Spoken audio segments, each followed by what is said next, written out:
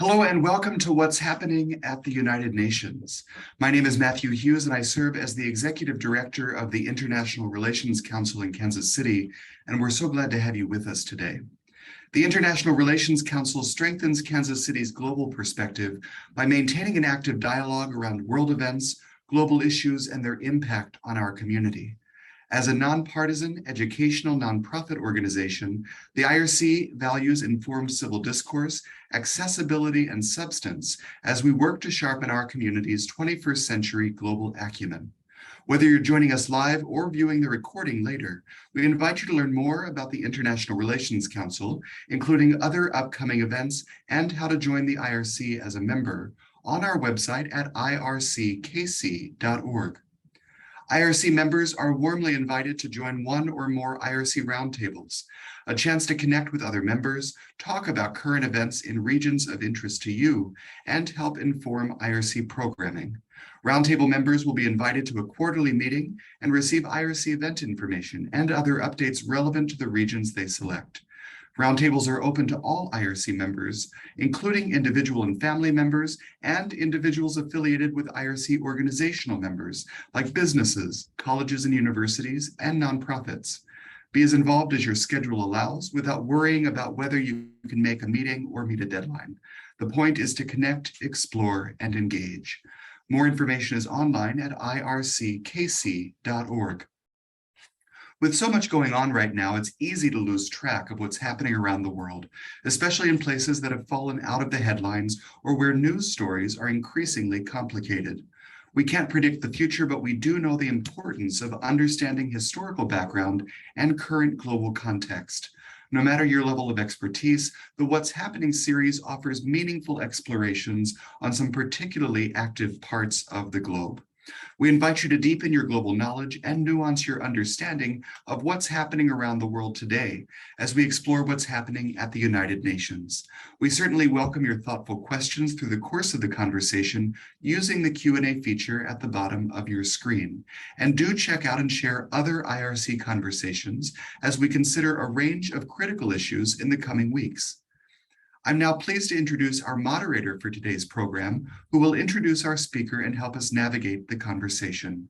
Dr. Jack Mclennan is an assistant professor of political science at IRC organizational member Park University, where he teaches international politics, comparative politics, and political theory. He will also be the director of Park's future master's program in national security studies. He's a native of St. John, New Brunswick, Canada, and holds a bachelor's degree in political science, master's degrees in political science and public policy, and a PhD in political science from Carleton University in Ottawa. His research interests include international relations theory, technology, security studies, and warfare. Jack, it's good to see you. Thank you so much for being with us today. Please take it away. Well, thank you, Matt, for that introduction, and thank you, as always, for the opportunity to be involved in today's event. It's my great pleasure to introduce Mr. Sjerven, who currently serves as President Emeritus of the United Nations Association of Greater Kansas City, a member of the National Council of the United Nations Association of the United States of America, representing the North Central region. Previously, he was president of the Greater Kansas City chapter for 10 years. He has been a principal organizer of the KC Mayor's UN Day Dinner since 2004 and launched the UN Peacekeepers Roundtable, a cooperative venture of the UNGKC, the Harry S. Truman Library and Museum, and the International Student Division of the U.S. Army Command and General Staff College. Welcome. And to start, I'll allow you to have a few minutes, Jay, to introduce your topic and give us a few framing comments. Okay, well, thank you so very much. I'm so pleased to be here to talk about what's new at the United Nations. I have narrowed the topic somewhat because, as you can imagine, it's pretty broad. The United Nations is involved in virtually every aspect of world affairs that you, as members of the International Relations Council, have discussed in many different fora. But as you may have seen in the news, a ship carrying 26,000 metric tons of corn left Odessa on Monday, bound for Lebanon. Indications are that it has successfully navigated the Black Sea and is in port in Istanbul for inspection before traveling on to Lebanon. The Ukrainian government a couple of days ago said that an additional 16 vessels will be loaded and will depart Ukrainian ports in the next several days. And I understand that today the Turkish government officials that are involved in the agreement that made this possible say that up to 3 ships a day will be loaded in the next several days. These will comprise the first ocean-going exports of Ukrainian grain since the invasion of that country on February 24. It's estimated that 20 million metric tons of wheat, corn, and oil crops from last year's harvest are in storage and will have to move into export channels in order to clear space for this year's harvest. It should be acknowledged, though, that this year's harvest will be down about 50% from last year because of the impact of the war. Ukrainian grain and oil crops are desperately needed by populations teetering on the brink of extreme food insecurity or even starvation in countries such as Yemen, Somalia, Sudan, and South Sudan. The United Nations World Food Program, the world's largest humanitarian organization, before the war sourced between 40% and 50% of the wheat it distributed from the Ukraine. Additionally, Egypt, the world's largest importer of wheat, counted on supplies of both Ukrainian and Russian wheat to provide for most of its import needs. The shipments that are underway have been made possible by a UN and Turkey brokered agreement concluded on July 22nd, under which Russia agreed to allow shipments from Ukrainian ports in exchange for loosening restrictions on Russian grain and fertilizer exports. The negotiations to reach this agreement spanned months, with the chief obstacle being Russia's unrelenting effort to strangle Ukraine and to seize its ports. And as you may know, there were concerns that the agreement might collapse as Russian missiles struck the port of Odessa last weekend, although the port's grain silos and loading facilities were unaffected. Now, my understanding is that leading the UN negotiators that brokered this agreement was Martin Griffiths, who is the UN Undersecretary General for Humanitarian Affairs and the UN Emergency Relief Coordinator. He heads the Office for the Coordination of Humanitarian Affairs, or OCHA. And OCHA, by the way, is an excellent source for regular, even weekly updates, not only on Ukraine, but on other nations and regions in urgent need of emergency assistance. It provides this service to assist UN humanitarian efforts on the ground, as well as those efforts by the UN's more than 270 NGO partners. Now, there's many things that aspects of the United Nations, and I asked Evan to put into the chat someplace that you can look online at the Better World campaign to find the most recent briefing book, which goes over all of the developments that are taking place, the crises that are involved, human hunger crisis, and all of these things. It's a briefing book that we do every year and that we provide to members of Congress. So I would encourage you to click on that because it's going to give you all of the information, or much of the information, that we can't really touch on today, because we really do have to focus on the Russian invasion of Ukraine. This is because that invasion is perhaps the most serious challenge to the rules-based international order in the United Nations system since the UN's founding. Russia, a permanent member of the UN Security Council, with the power to veto collective action under the UN Charter to thwart its aggression, has invaded a sovereign state, Ukraine, a fellow member of the United Nations. Russia, having thus far failed to overturn the Ukrainian government, seems determined, at the very least, to annex another portion of Ukrainian national territory. If it succeeds in defeating or dismembering Ukraine, what happens next? The Russian government seems to have gone rogue, betraying whatever trust there may have been in its specific attempt, and violating norms that have come with the privilege of having a permanent seat at the UN's highest council. Now, We have to acknowledge that this is not the first time permanent members of the Security Council have played loose with or even violated the UN Charter. There are several examples, and certainly not all involve Russia and the Soviet Union, in the preceding Soviet Union. In 1956, Britain and France, both members of the Security Council, along with Israel, invaded Egypt, a member of the UN, with the aim of seizing the Suez Canal that the Egyptian government declared nationalized. It was the opposition to this invasion by the United States, as well as most other members of the United Nations, that forced Britain, France, and Israel to withdraw. France, another member of the Security Council, with the assistance of Britain and the United States, also members of the Security Council, reimposed colonial rule in Indochina after the defeat of Japan in World War II, violating, if not the letter of the Charter, certainly its spirit, as the UN looked forward to the end of colonialism, and the Charter established mechanisms to forward that goal. The United States, of course, more recently invaded and occupied Iraq, having alleged that nation possessed weapons of mass destruction and therefore posed an existential risk to its region, the United States, and the world.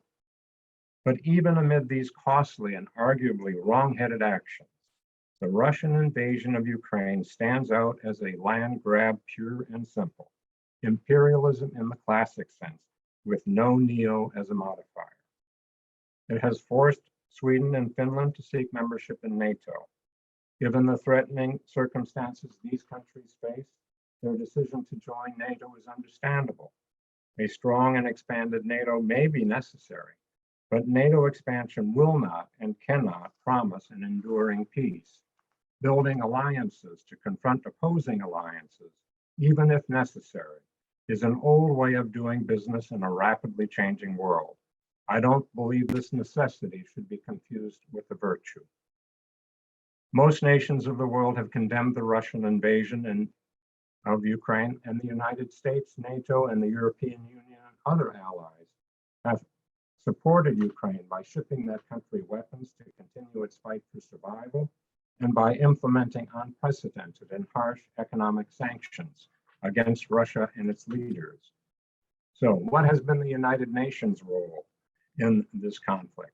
And what does the conflict mean for the United Nations? First of all, the full team of United Nations humanitarian organizations swung into action.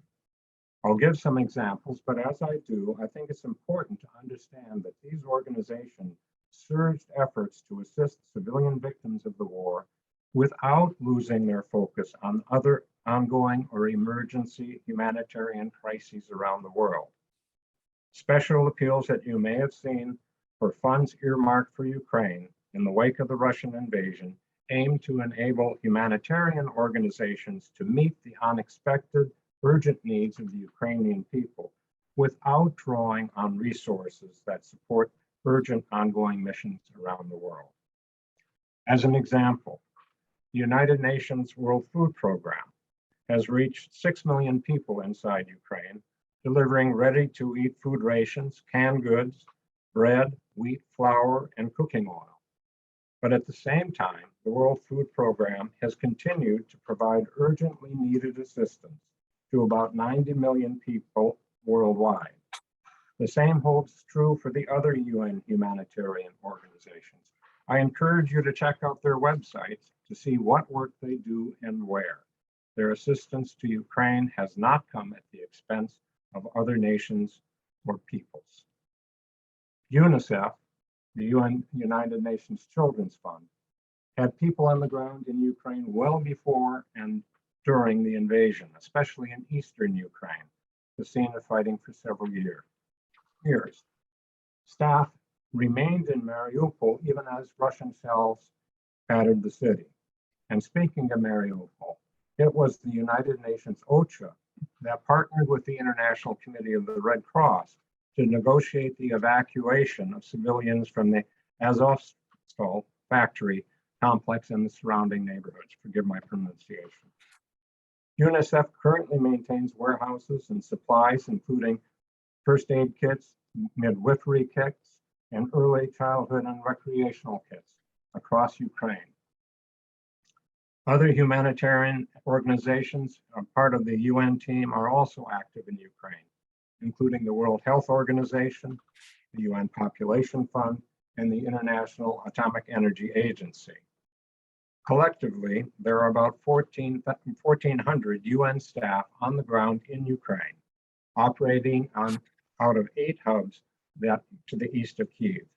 They maintain warehouses and supplies in 30 locations and have reached 4.1 million persons with some form of assistance. Additionally, the UN helps coordinate the activities of partner NGOs, so the assistance delivered by all is able to have the greatest effect. OCHA does this in expert fashion. Often they establish a cluster where all of the NGOs that are involved in a crisis are gathered, that they are apprised of the needs and what is required and where, so that they don't step on each other's feet and that the aid is delivered effectively and efficiently and gets to the people who need it. Now, it's not just on the humanitarian end that the United Nations has been active in this crisis. Politically, in March, in the General Assembly, 141 countries voted to demand the withdrawal of Russian forces from Ukraine, condemning Russia for its violation of the UN Charter. Also in March, the United Nations Human Rights Council passed by a vote of 32-2 a Ukraine-sponsored resolution to establish a commission of inquiry to investigate human rights violations and war crimes. Those investigators are on the ground in Ukraine as we speak. In April, the General Assembly kicked Russia out of the Human Rights Council, with 93 nations voting to do so versus 24 against and 58 abstentions. The only other country whose membership in the council was suspended by the General Assembly was the Libya of Muammar Gaddafi in 2011. And more recently, of course, the UN brokered the agreement to make possible the resumption of shipments of Ukrainian grain and oilseeds. Assuming it holds, the agreement should last 120 days, and we'll just have to see where we go to from there. So the UN is doing what it can with the tools and the resources that it has at its disposal. But what might the war mean for the United Nations itself and the role it will play in the future? Excuse me. Let's remember why there is the United Nations to begin with. I'd like to get back to the basics. Franklin Roosevelt, President Roosevelt, shortly before his death, and looking forward to the convening in San Francisco of the conference that would launch the United Nations as an international security organization, said, for the second time in his and in so many others' lives, the world faced the objective of preventing future wars. He noted that 25 years earlier, after World War I, the world failed those millions who died to keep such wars from happening again. And he said that we could not fail them again and expect to survive. He insisted on launching the United Nations before the defeat of Nazi Germany and Japan. He said that the world could not again make the mistake of waiting until the end of the war to establish the machinery for peace. And by building broad public support for the founding of the UN, which was truly amazing in its scope, he ensured that it would be politically, from the US perspective at least, a bipartisan effort and project. Now, President Roosevelt said the chief aim of the United Nations must be to end a system of unilateral action, spheres of influence, exclusive alliances, balances of power, and all of the other expedients he said had been tried over and over but always failed to prevent war. President Roosevelt acknowledged that there would be difficulties ahead and said the United Nations and its charter would not be perfect at its creation and would have to change as times changed. He said the charter may have to be amended, if need be, as many times as need be, just as has been the Constitution of the United States. President Truman also championed the United Nations. It was launched on his watch, and he too pointed to the example of the Constitution of the United States, which has been amended several times in the effort to make a more perfect union. Now, certainly the United Nations, in which so much hope was invested, has fallen well short of what President Truman and President Roosevelt envisioned. And the balances of power and the spheres of influence they hoped to banish were soon resurrected during the Cold War and persist in different forms to this day. Nevertheless, through all the crises of the past nearly 80 years, the UN continues to exist. It's stubborn that way, as good ideas often are. Its founding ideals find expression in its myriad programs, agencies, and initiatives that seek to nourish the hungry, minister to the sick, provide shelter to those fleeing conflict or natural or climate disasters, separate and disarm combatants while defending civilians in some of the most dangerous regions, advance health and education for children, and ensure children may be children and not human fodder to be armed and thrust into battle for crackpot militias and would-be tyrants. And finally, also to ensure women and girls have the opportunity to fully explore and enjoy their rights as human beings equal in dignity to boys and men. The United Nations plays a leading, if not commanding, role in all of those world efforts. And of course, the United Nations is the world's great convener. The UN brings together nations of the world to discuss, organize, and coordinate efforts to address major global crises of the day, such as the COVID-19 pandemic and the emerging health emergency monkeypox, as well as climate change. No other nation or even group of nations has the convening power of the United Nations. Now, the nations of the world have found they desperately need the United Nations for so many aspects of our social life. But a war of uncertain duration or scope confronts us, and we have to ask, where do we go from here? Perhaps all we can do is to hope to muddle through, emphasizing the humanitarian and convening roles of the United Nations, and simply accept that given the political climate in the United States and around the world, the UN may never realize Roosevelt's and Truman's vision of an international security organization that can truly keep the peace. That would seem to be the easiest road to follow, but even then, that road has proved challenging enough. But Russia's invasion of Ukraine shakes the very foundation of the United Nations. And unless member states shore up the structure and framework, we very well could lose it. We should remember, though, that the UN's basic machinery for peace, flawed as it was even at its creation, and although in desperate need of reform and amendment, if it is to fill its mission, remains intact. It does not have to be built anew. If restructured, this machinery can meet today's challenges. It yet can be employed, but only if we and other nations truly deserving a more peaceful world decide to use it. Certainly, the United Nations will have to change. Its charter will have to be amended to meet the needs of these and not former times. Members, including current veto-wielding members of the Security Council, cannot be allowed to violate the charter with impunity. Such a fundamental reform of the United Nations should it be undertaken, will be a long and difficult process. We will need people and educated people, and we will need statesmen, stateswomen, and parliaments with courage and vision. Now, we may well fall short, but we owe it to our children and grandchildren, and those millions who have died in wars and wars, to try. That's basically, my comments, and would love to have a discussion and would entertain any and all questions. Thank you. Great. I have a few questions that might get us started.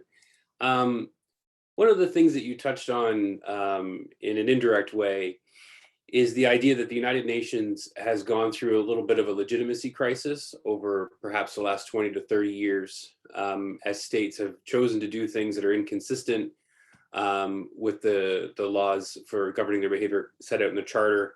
And that's illustrated that the UN has not been able to live up to its aspirational goals. But you listed several examples of where the United Nations is able to do very specific and very important things in the management of international security and human rights. And what I'd like to ask is, in a world where many people's response to this legitimacy crisis at the UN is to turn to more regional organizations to shoulder the burden of managing these kinds of crises, what makes the United Nations different from some of those regional organizations like NATO and the European Union in relation to the war in Ukraine? Well, I think that, the United Nations has a hard-won reputation among people across the world who are in desperate need of assistance. If you look at the World Food Program, the World Food Program, by the way, was the idea of George McGovern, and the idea was to support, to end world hunger, to address issues of world hunger.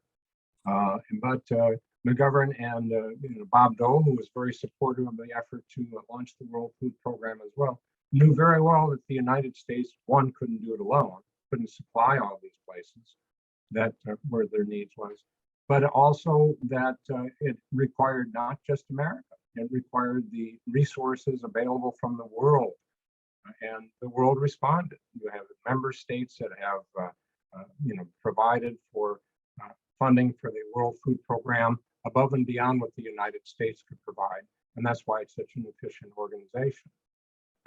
So the UN is able to go places. For instance, the World Food Program distributed American food aid in North Korea when it needed it.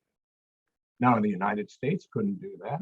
The United States couldn't send U.S. aid over there and deliver food assistance to peasants in rural North Korea, but the World Food Program could, and it did. And so, there are things that we look to the United Nations to do as a multiplier of our own,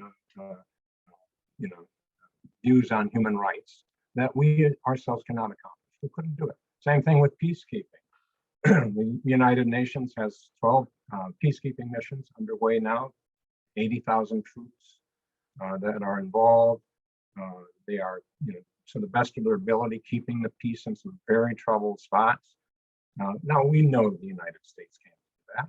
The United States can't send troops to Mali and South Sudan and Sudan. We can't keep the lid on all of these crises. And no other country can either. But the United Nations can.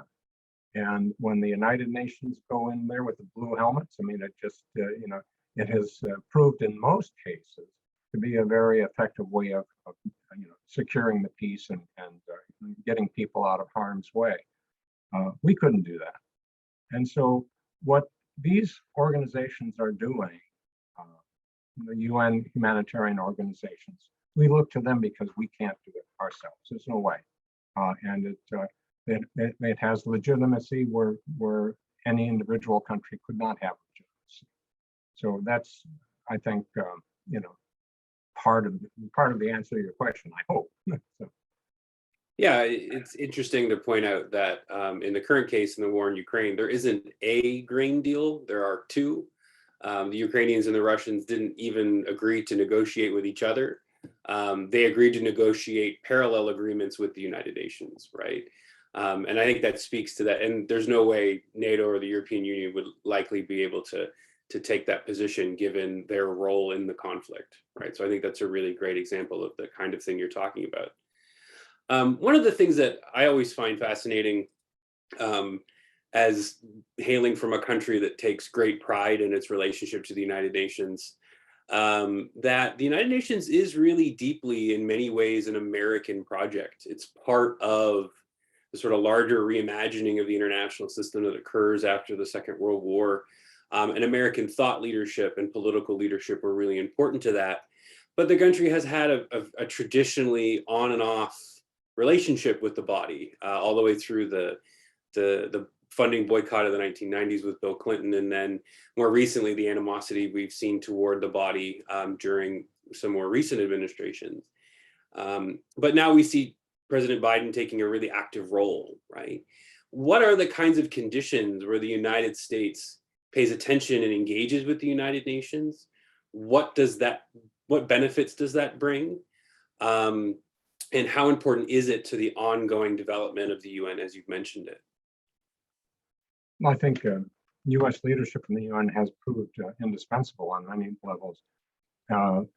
In the case of in the recent months, the United States has really reasserted a leadership role or reclaimed a leadership role in the United Nations and its bodies, which has been extremely important.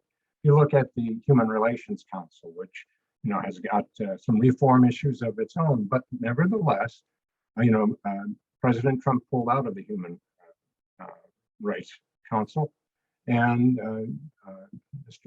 President Biden sought re-election for the United States back into that body, and it did.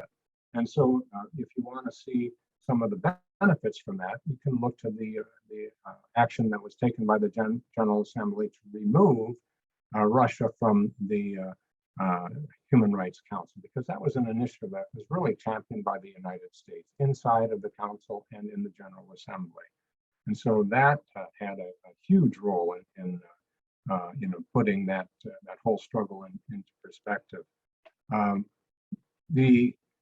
We had to fight, I know, in the period of the Trump administration, even to get support for United Nations peacekeeping. The only reason we had support for United Nations peacekeeping is because Congress, not the president, sought to preserve funding for that. But even then, we fell behind.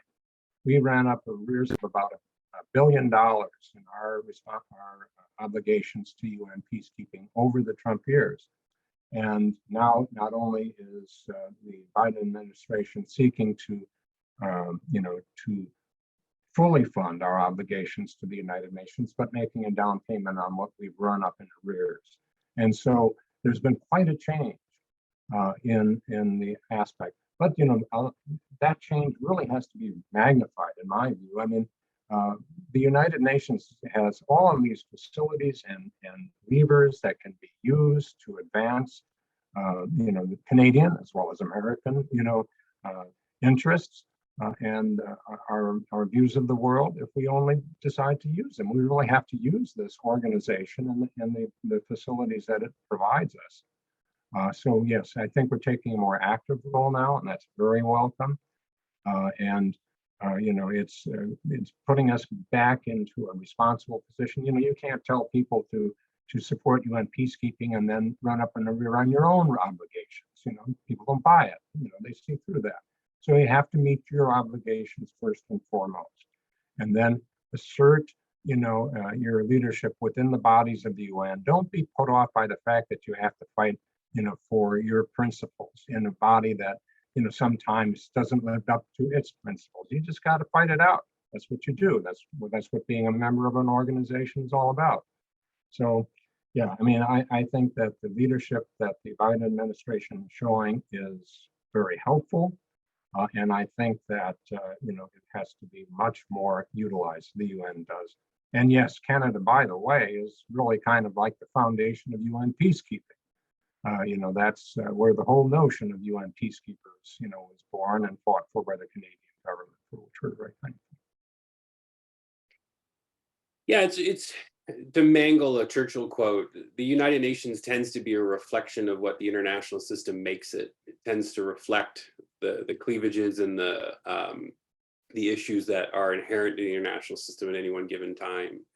But that really hasn't taken away its ability to move its agenda forward. I think if I could get your thoughts on another sort of aspect is that there are these dueling narratives emerging at the global level. One pushed by the United States, NATO, the European Union, that Russia has been effectively isolated from the international community and will suffer long-term repercussions from that, irregardless of what happens in the coming weeks and months in Ukraine. But you've seen Minister Lavrov on a tour of Africa and the Middle East lately pushing an alternative narrative that Russia is not isolated, it's simply cut off from the West, and that's perfectly okay with them. How does the actions of the United Nations help us differentiate what the international community is really doing in this moment? You mentioned some of these things in passing, but things that the United Nations is able to do or engage in or say or bring light to that help us from simply sliding into sort of a relativist argument about whether or not Russia is engaged. Like, is it actually giving us an indication of what the international community actually thinks of the war in Ukraine? Well, I think that the General Assembly made its views known in voting 141. Nations voted to condemn. That's out of 193 members. That's a pretty large majority. I mean, Russia put itself in a corner here. It's got to try to build its relationships wherever it can, and witness the comments from Putin about Pelosi's visit to China. That all of a sudden Russia is saying, well, this is, they've taken it as a personal insult to them because they're trying to mend fences with all sorts of regimes. But they're as isolated as we can make them. They got kicked off of the Human Rights Council, and are being isolated through sanctions and things like that. I think they're pretty isolated. I honestly do. And I don't think they have much support. The support, that they have is, like if they are providing weapons system to some African country, well, they have some, arm twisting that they can probably do, but no, it doesn't save them. They're not just violating, Western norms, they're violating norms in general. There's a lot of small countries out there that have borders that are kind of tenuous, and if one country can just simply march across the border and seize a hunk of land and call it theirs, well, that catches their attention too, because maybe they don't want that to happen to themselves. So I think Russia is in a deep one here, but they can do a lot of damage. I mean, they can do a lot of damage to the world system. They can do a lot of damage to the United Nations if we let them, but we just can't let them. I think that's a really important point, and it gets to one of the really important historical points about the contemporary United Nations, which is that when it started, the General Assembly was the heavier body. It was the body that engaged in substantive decision making. But decolonization diluted the say of the small group of really powerful countries who were used to be able to dominate those discussions. And they brought the focus to the Security Council, where they had more influence. And that's created one of those tensions that you're pointing to, is that the GA sometimes says things that are not consistent with what the Security Council either says or is willing to do. And Secretary Generals have been caught in between that, trying to manage that. How has the leadership style of the United Nations changed over time with its various Secretary Generals? And what kind of relevance does that have to the future of the body and its ability to operate now? Well, when I joined the United Nations Association, of course, Kofi Annan was the Secretary General, and everybody was calling him pretty much a rock star in terms of carrying the responsibilities of the UN. Notably, he was a career UN diplomat as well. I mean, he may have been the only UN full-time diplomat that rose through the ranks and actually became a Secretary General, which was pretty amazing. The Secretary Generals, have been all sides. Usually when you're elected to be a Secretary General, you're going to be there for 10 years. And so you kind of leave your mark on things. Ban Ki-moon was kind of a reticent person in terms of asserting, United Nations, but at the same time, he directed the world's attention to climate change in a very, very big way. So I think that has to do very well. And our current Secretary General, of course, rose through he was President of Portugal or Prime Minister, whatever they have. And also, now was 10 years as the UN refugee chief before becoming Secretary General. So he's more active. He was criticized initially for not saying much about the Ukraine situation, but the fact is that the United Nations really gets an awful lot done in private negotiations. I mean, it makes a big difference. I remember we had Lynn Pascoe, who was Under Secretary General for the UN, come out to Kansas City once. And he said there's a lot of things going on, a lot of conflicts that never happen because of what the United Nations does in terms of facilitating discussions. And so, instead of making a lot of noise, maybe those discussions were brokering the current grain trade, opening. A lot of things happen that way. And, the way that in Mariupol, it was once again another veteran UN negotiator that was involved. A lot of things go on behind the scene that are very, very important. And I think that this current regime in the United Nations has been pretty good at it. Yeah, I think it's really important, and I tell this to my students sometimes.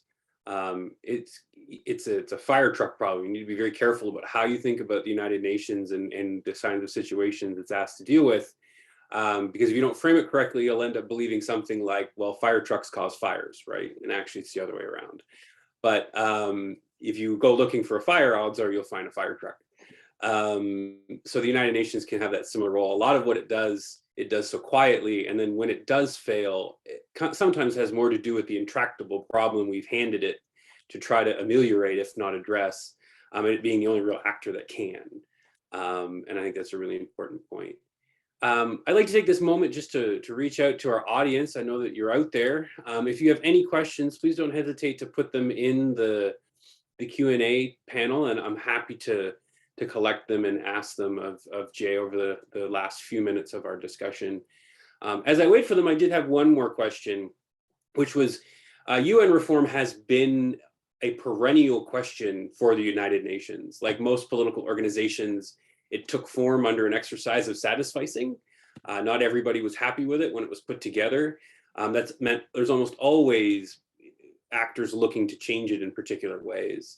And more recently, that has come from more specifically the global south and the developing world, looking for more input and say in how the body engages with specific kinds of issues. I wonder if you could give us maybe a little bit of an introduction to how the United Nations may have changed under that pressure, and how it has given voice maybe to the developing world or not.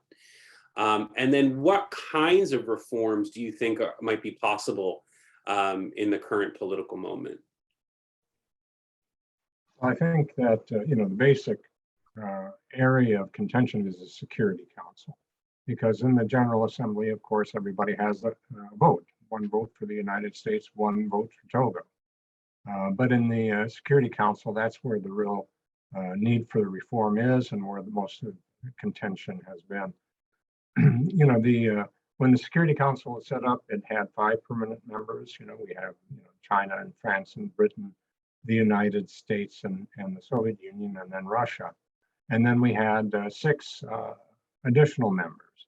Now, in the early 60s, we expanded that to a total of 15 members, so that you would have the 5 permanent members and then 10 alternates.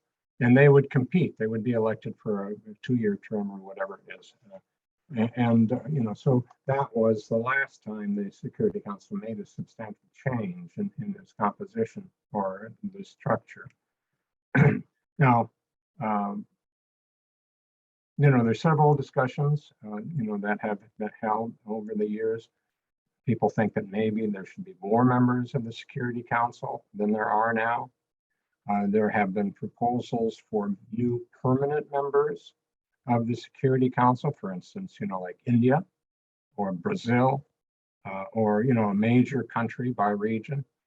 That's always been a little bit difficult because if Brazil gets a permanent seat, what does Argentina have to say about that? If India gets a permanent seat, what does Pakistan say about that? So all of these things, have been put forward, and all of them have found some difficulties. But that doesn't mean that we shouldn't come up with a formula. The other thing that if we were to put onto the Security Council additional permanent members, who logically are very major countries, significant in the regions and in the world, would they have a veto or not?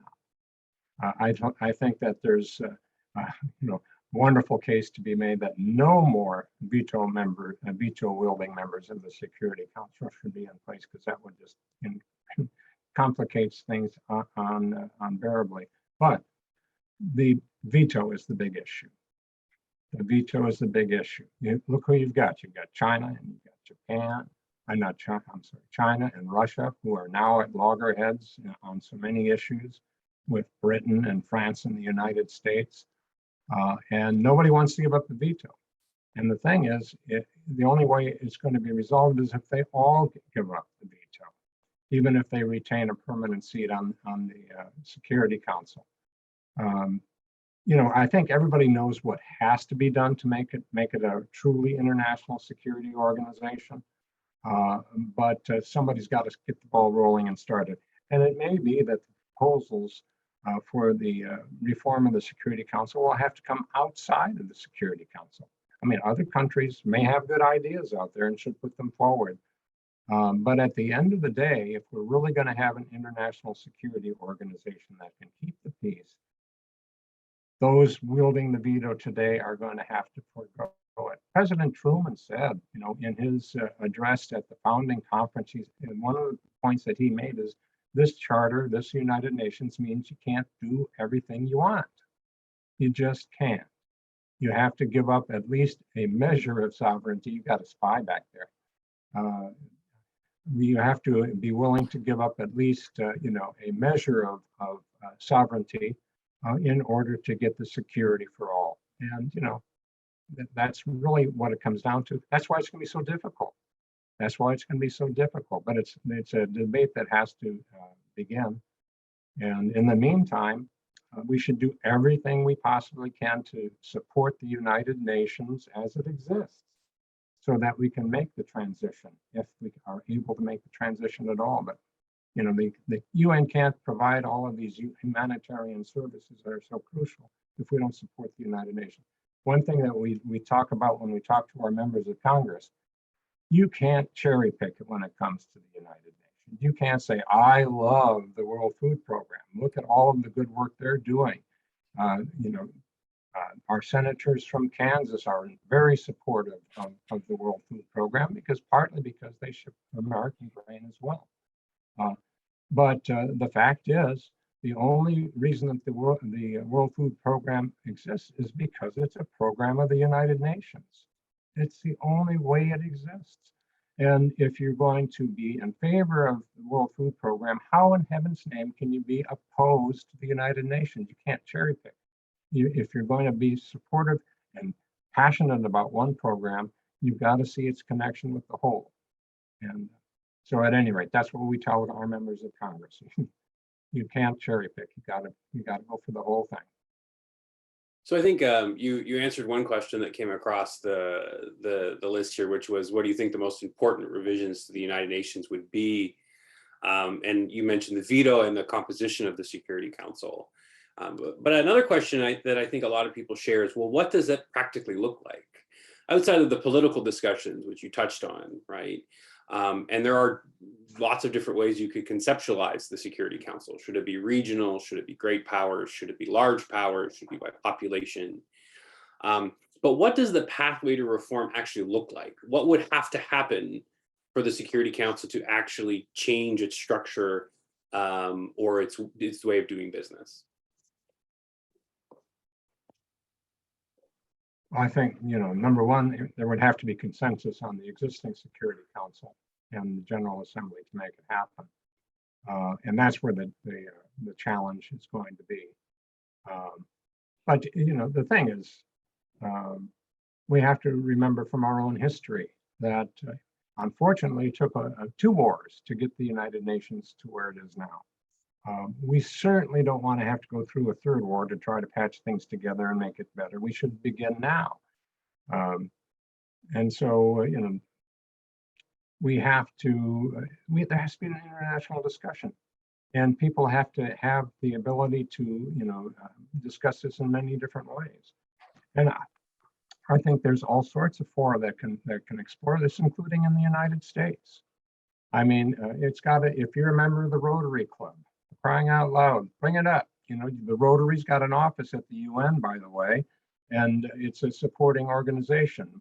So is the Kiwanis. You want to call and make a donation to UNICEF, guess what? You're going to phone call to the UN UNICEF office in New York is going to be answered by a member of the Kiwanis Club. You know, so I mean, we have to, you know, reassemble the coalition, the broad coalition that was established by Franklin Roosevelt to build the UN. Maybe if we do that, maybe if we reach out to these people to rekindle their relationships with the United Nations, we can begin to work civil society levers in the United States to give the American government some courage that people, this is a change that people know has to be made. So I don't know if that answers the question. I think the question is pretty broad based in the sense that it doesn't exclude us. This is a question that is vitally concerning. I mean, I'm a grandfather now, you know, and you know, I don't want to leave the world, you know, in a crappy place for my kids and my grandkids. And I think that people, if you believe in it, and for young people out there, wow, you want a mission? Take this on as a mission. You know, tell people that this is important to, that we can't have, we can't address all of these world problems unless we do it together. And that means that things have got to change, and that, you know, bring forward your proposals. It's up to us. I think that's a good way of answering, because the simple technical question is the UN Security Council has to agree to abolish its own veto, a resolution that any member can veto. So it's pressure from domestic populations, the international community, and experience that would move them toward doing that. I think we have time for one quick question, but I'm going to have to hold your feet to the fire a little bit because I'm going to try to squeeze it in here.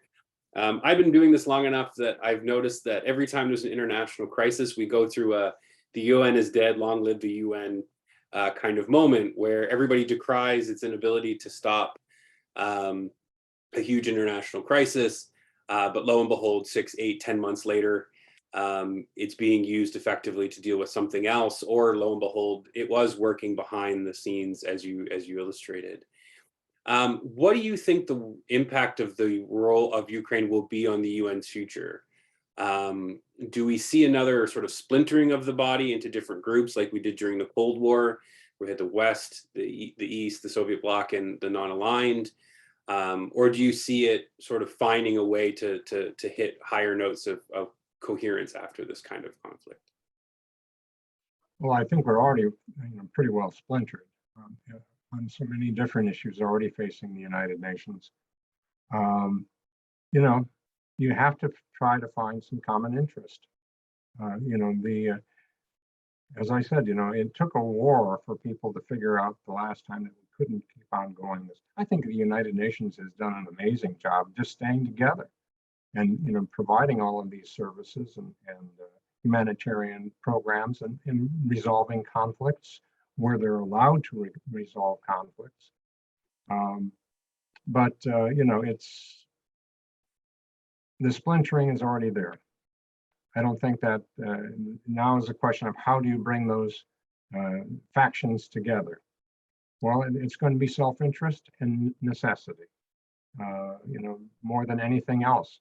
Like I said, it's a long road, and we may not, who knows, maybe we won't be able to accomplish what we want to accomplish, but we would be doing history and so many people a huge disservice if we don't try. All right. Well, thank you very much for your answers and your insightful commentary. I think at this point, I'm supposed to hand it back over to Matthew to conclude our event. Jack, thanks so much. And Jay, thanks for being with us today. As you both talked about, the UN is such a multifaceted body and really deserves a lot of consideration in a lot of different lenses. So thank you so much for your thoughtfulness today in this conversation and helping us to understand what's happening at the UN, especially with the unusual moment that we are in the world. Do check out the United Nations Association in Kansas City. If you're able, they are an IRC organizational member, and they are online at una-kc.org. And also check out Park University and the fabulous work that they're doing, helping to prepare students to enter this wild, wild world that we are in. Jack, thanks again to you and to Jay and to everyone who joined us, and we'll look forward to seeing you next time for the International Relations Council What's Happening series. Thanks so much, everybody.